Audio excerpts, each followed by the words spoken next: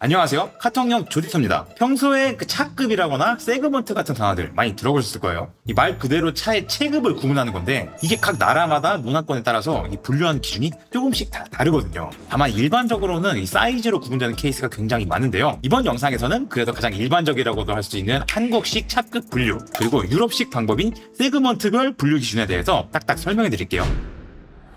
한국은 법적인 기준에서 보면 총 4단계로 차급이 분류가 됩니다. 경차, 소형차, 중형차, 대형차. 그러니까 경차 있고 소, 중, 대 이렇게 보시면 되니까 상당히 심플하죠. 먼저 자동차 관리법에 따르면 우리나라는 배기량 혹은 사이즈에 따라서 이 4개의 차급이 결정된다고 나와 있는데요. 경차의 기준은 1000cc 미만의 길이는 3.6m, 너비 1.6m, 높이는 2m 이하의 차량이라고 규정이 지어져 있어요. 소형차는 배기량이 1000cc 이상, 1600cc 미만에 해당하고요. 중형부터는 배기량 기준이 1600cc 이상의 2000cc 미만 아니면 사이즈가 어느 것 한 가지 항목이라도 소형차의 한계의 기준을 넘기게 되면 무조건 중형차로 분류가 돼요. 대형차 같은 경우는 배기량이 2000cc 이상이면서 사이즈 기준은 중형차랑 똑같이 소형차 기준보다 뭐 하나라도 더 크면 무조건 대형으로 분류가 되게 되어 있습니다. 그런데 이건 어디까지나 이 자동차 관리법에 따른 분류 기준이에요. 현실적으로 봤을 때 이거를 실생활에서 적용하기에는 약간 애매한 부분이 있습니다. 왜냐하면 이 엔진의 배기량을 줄이는 다운사이징이 트렌드가 되면서 이 사이즈는 중형급 이상으로 덩치가 막 거대한 차들이 나오는데 막상 이 본네트 딱 까보면 안에는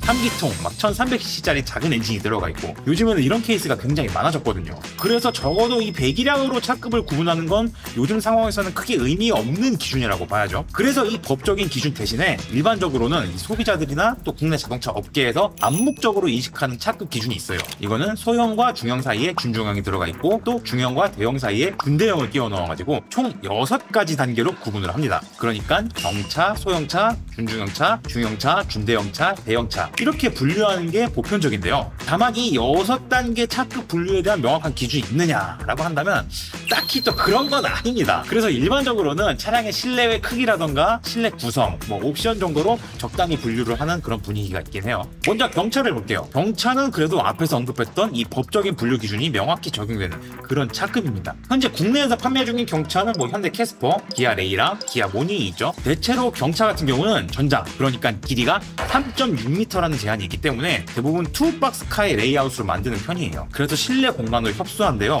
그래도 그 작은 공간 안에서 어떻게 해서든 뭐 4인승, 5인승 이렇게 형식 승인을 받아내는 거 보면 참 대단하죠. 경차의 특징이라고 한다면 첫 번째로 많은 사람들이 연비를 꼽아요. 그런데 이게 절대적인 연료 소모량을 보면 연비가 좋은 건 맞긴 맞습니다. 하지만 이 경차가 낮은 배기량으로 다른 차들이랑 똑같이 도로 흐름에 맞춰서 속도를 내고 고속으로 달리고 이렇게 되다 보면 오히려 기름을 더 많이 쓰게 되는 그런 상황이 발생을 해요. 그러다 보니까 상대적인 기준으로 봤을 때는 연비가 좋다고 보기는 또 힘듭니다. 대신 경차는 여러 가지 경제적인 혜택들이 있죠. 뭐 토기 반값이라던가 공영주차장 할인도 있고 취득세 감면 혜택, 뭐 유류비 지원 뭐 이런 것까지 확실히 경제적인 포맷이라는 거는 맞는 말이에요. 그래서 대부분 첫 차로 구입을 하거나 혼자서 주로 운행하시는 분들이 있고요.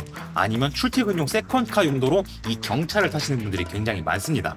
이제 그 윗단계로 소형차로 한번 올라가 볼게요. 일단 법적인 기준에서 보면 배기량은 1.6m 미만이고요. 사이즈 같은 경우는 길이가 4.7m 미만, 너비 1.7m 미만, 높이 2m 미만이라는 기준이 잡혀 있어요. 한국에서 이 소형차 같은 경우는 포지션이 약간 애매한 편이에요. 바로 윗급인 준중형차랑 비교를 하면 실내 공간에서 압도적으로 좀 밀리는 편인데 그렇다고 또 경제성으로 이거를 승부를 보자니 경차처럼 딱히 뭐 국가에서 주는 혜택 같은 게 없거든요. 이 한마디로 차는 작은데 경제적인 혜택도 없는, 그러니까 이 일상적인 측면에서 볼 때 정말 장점이 전혀 없는 그런 차급이 돼버린 거죠 지금. 물론 차쟁이 관점에서는 뭐 작고 가벼워서 잡아돌리기 딱 좋은 재밌는 차급이다 뭐 이런 얘기들도 하긴 하지만요. 아무튼 뭐 이런 단점들 때문에 엑센트, 프라이드, 아베오 같은 이 전통적인 국산 소형 세단이나 해치백 같은 차량들은 현재 싹 다 단종이 된 상태예요. 대신 2010년대부터 SUV가 급성장을 하면서 현재 소형차 시장은 SUV로 싹 물갈이가 됐습니다. 사실 소형 SUV 정도만 되더라도 어느 정도 공간을 좀 뽑아낼 수가 있고요. 뭐 짐도 어느 정도 실을 수가 있다 보니까 소형차는 급의 한계를 좀 보완할 수가 있다는 그런 특징이 있거든요. 그래서 제조사별로 한때는 이 소형 SUV에 대한 붐이 엄청나게 일어났었고요. 지금까지도 그 분위기가 어느 정도 이어지는 편입니다.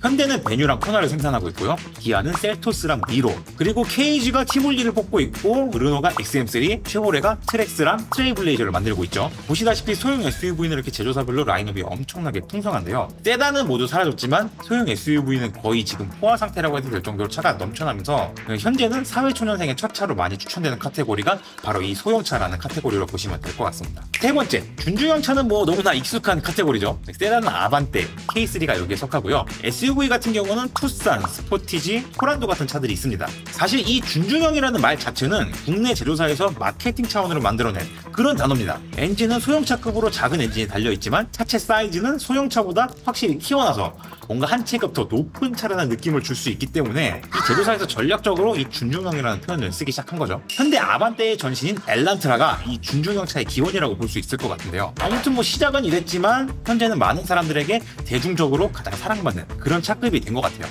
준중형 차는 일단 세단 기준에서 보면 깡통 트림도 1000만원대 후반부터 시작을 합니다. 그렇기 때문에 여전히 사회초년생의 첫 차로 접근성이 꽤 좋은 편이고요. SUV로 좀 눈을 돌려보면 2열 좌석이라던가 트렁크 공간이 상당히 넉넉하게 나오기 때문에 이 준중형 SUV부터 패밀리카의 시작점으로 그 역할도 충분히 해낼 수가 있다는 뭐 이런 특징들이 있습니다. 이 어라운드 뷰라던가 파노라마 선루프, 메모리 시트 같은 고급화된 편의 옵션들도 이 준중형급부터 들어가기 시작하고요. 게다가 펀 드라이빙 측면에서도 차를 가장 재미있게 만들 수 있는 이 마지노선이 바로 이 준중형급이 아닌가 싶어요. 왜냐하면 중형까지 가버리게 되면 차가 너무 크고 무거워지기 때문에 이 직선 출력 같은 거는 좋게 만들 수는 있을지 몰라도 이 하체 고동이라든가 이 선의 능력 이런 측면에서는 준중형까지가 딱 그 마지노선이라고 생각을 하거든요. 그러다 보니까 사회초년생부터 패밀리카 용도 그리고 펀 드라이빙까지 범용성이 굉장히 큰 차급이 바로 이 준중형이 아닐까 싶습니다. 다음은 중형차인데요. 법적인 배기량 기준은 1600cc 이상, 2000cc 이하 그 사이면서 소형차의 한계 기준 사이즈보다 크면 바로 여기에 해당합니다. 이 중형차 정도 되면 실내 공간이 상당히 넉넉해지고 출력도 일상 실용 구간에서 부족함이 거의 없는 수준이 되거든요. 그래서 이제 완벽한 패밀리카 영역으로 진입하는 게 이 중형차입니다. 연비는 이제 중형차부터는 약간 재미를 보기는 힘들어지긴 하지만 그래도 최근에는 하이브리드 파워트레인이 그 단점을 크게 보완하고 있고요. 전 세계적으로도 제조사들이 경쟁이 가장 치열한 차급이 바로 이 중형차이기도 합니다. 그런데 이 국내에서는 중형차 특히 중형 세단의 포지션이 과거와는 조금 많이 달라졌습니다. 원래 이 중형 세단 하면 이제 패밀리카로 많이 활용을 하긴 했는데 2010년대 이후부터는 중대형 세단이 패밀리카 포지션을 차지했고요. 사회초년생의 첫 차는 이 준중형 이하 체급이 담당하게 되면서 중간에 끼인 중형 세단은 약간 어중간한 체급이 됐죠. 그래서 최근에 중형 세단들은 30대 이상의 미혼 청년으로 타겟이 살짝 바뀐 느낌이고요. 대신 중형 SUV 같은 경우는 날이 갈수록 이 덩치를 점점 키워가면서 완벽한 패밀리카 포지션이 됐습니다. 그리고 넓은 트렁크 공간 때문에 이 캠핑이라던가 레저 용도 같은 이런 아웃도어 차량으로도 활용도가 굉장히 높아진 편이고요. 중대형으로 넘어가게 되면 이 대중차 브랜드에서는 이 차급부터가 살짝 그 고급차의 영역의 시작점이 되는 그런 위치예요. 아무래도 준대형이라고 하면 그랜저가 버티고 있는 그런 카테고리이기도 하고요. 프리미엄 브랜드인 제네시스를 대표하는 G80, GV80 같은 차종도 딱 준대형이잖아요. 그러다 보니까 이 고급차라는 느낌이 굉장히 강한 카테고리죠. 그리고 하이브리드가 아닌 순수 내연기관 기준으로 보면 준대형급은 거의 대부분이 2000cc 배기량을 훌쩍 넘어가기 때문에 이 법적 분류로는 이미 대형에 들어가는 그런 체급이에요. 그래도 과거에는 대형차와의 구분을 위해서 좀 전장 길이를 5m 이하로 만드는 약간 암묵적인 분위기가 있었거든요. 그런데 점점 날이 가면 갈수록 이 자동차의 사이즈들이 굉장히 커지고 있는 그런 추세다 보니까 이 5m라는 이 느낌적인 느낌의 기준은 이제는 좀 무색해진 편이에요. 당장 그랜저만 보더라도 길이가 지금 5035mm로 5m를 그냥 확 넘겨버렸거든요. 분위기가 이러다 보니까 과거에는 한 준대형이 그래도 약간 오너 드리븐보다는 쇼퍼 드리븐, 그러니까 운전기사가 따로 있고 오너는 뒷자리에 앉아서 가는 사장님 차, 약간 이런 이미지가 강했는데요. 현재 준대형 같은 경우는 적당히 고급감을 챙기고 편의 옵션도 잔뜩 들어가 있는 패밀리카 이런 포지션이 돼버렸어요. 아시다시피 그랜저, KA, 팰리세이드, EV9 같은 차들이 대부분 패밀리카로 많이 쓰이고 있죠. 그리고 카니발 같은 차는 실내 공간이 상당히 넓고 넉넉하다 보니까 캠핑카라든가 리무진 같은 이런 특장차로 만들기도 하고요. 심지어는 짐 싣는 용도로 카니발 같은 게 주로 활용이 되다 보니까 법인차로서의 선호도도 굉장히 높은 편입니다. 마지막으로 가장 상위 차급인 대형차를 볼 텐데요. 이 대형차 같은 경우는 기본적으로 높은 배기량에 최소 기통도 6기통 이상이 될 정도로 엔진부터 이 차체 사이즈까지 그냥 모든 게 큽니다. 얘네들은 말 그대로 대형이니까. 사실 우리나라 분류 기준에서 보면 대형차라고 한다면 국산차는 제네시스 G90 정도밖에 없어요. 그런데 이 내후년쯤에 출시가 예상되고 있는 제네시스 GV90이 국산차 최초의 대형 SUV로 이제 포지셔닝이 될 예정입니다. 사실 대형차로 오면 여기서부터는 사장님차 느낌이 상당히 커지는데요. 그래도 준대형까지는 뭐랄까 이 편의 장비라던가 옵션 같은 것들이 1열, 특히 그 운전석 쪽에 약간 포커싱이 되어 있었다면 대형차는 오히려 사장님이 아닌 2열, 이 뒷자리가 굉장히 호화로운 그런 차급이에요. 뭐 시트에 들어가는 각종 전동 기능이나 열선 통풍 그리고 이런 것들 당연히 다 있고 2열에서 이 차량을 제어할 수 있는 컨트롤 패널 같은 것들도 있고 스크린이라던가 뭐 냉장고 이런 옵션들도 들어가죠. 쉽게 말해서 오너 드리븐이 아니라 쇼퍼 드리븐에 훨씬 더 포커스가 강하게 맞춰져 있는 그런 차급이라고 보시면 돼요. 그러다 보니까 한국에서 대형차 같은 경우는 개인보다 오히려 법인 구매 비율이 훨씬 더 높은 유일한 차급이라는 이런 특징도 있어요. 다만 그 제조사가 지향하는 차량의 콘셉트라던가 레이아웃에 따라서 충분히 패밀리카 용도의 오너 드리븐 차량으로 활용되기도 합니다. 예를 들어서 기아 K9 같은 경우도 오너 드리븐 성향이 꽤 있는 편이고요. 대형 SUV들은 아무래도 세단과 비교하면 태상적인 한계가 있기 때문에 이 안락한 승차감을 확보하기가 좀 어렵잖아요. 그러다 보니까 이런 대형 SUV들은 패밀리카라던가 레저 목적으로 활용되는 경우가 굉장히 많죠. 여기까지가 한국식 차급 분류 기준인데요. 그런데 또 각 나라마다 이 기준이 천차만별이라서 간단하게만 살펴볼게요. 그 중에서도 가장 대중적으로 널리 쓰이고 있는 게 유럽식 세그먼트 분류 기준입니다. 얘네들은 오로지 차량의 전장, 즉 길이로만 이거를 나눠요. 3500mm 이하는 A 세그먼트, 3500mm부터 3850mm까지는 B 세그먼트, 그 다음부터는 4300mm까지가 C 세그먼트 이런 식으로 쭉쭉쭉 분류가 나눠져 있어요. 얘기를 읊어주면 기니까 저희 PD님이 표 띄워주실 겁니다.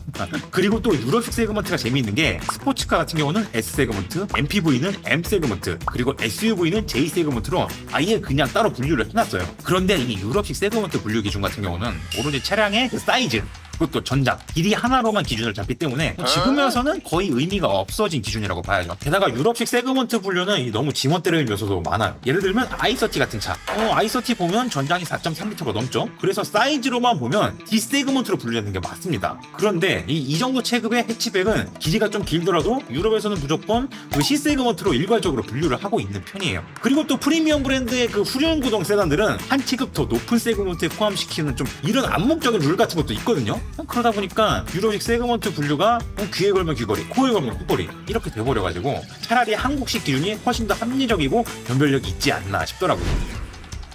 아무튼 이렇게 복잡한 자동차 차급에 관한 이야기를 한번 이렇게 간단하게 정리를 해봤는데요. 유익하게 시청하셨다면 저희 카통형 채널 구독과 좋아요, 알림 설정 한 번씩 부탁드리겠습니다. 지금까지 카통형 에디터 조영규였습니다. 감사합니다.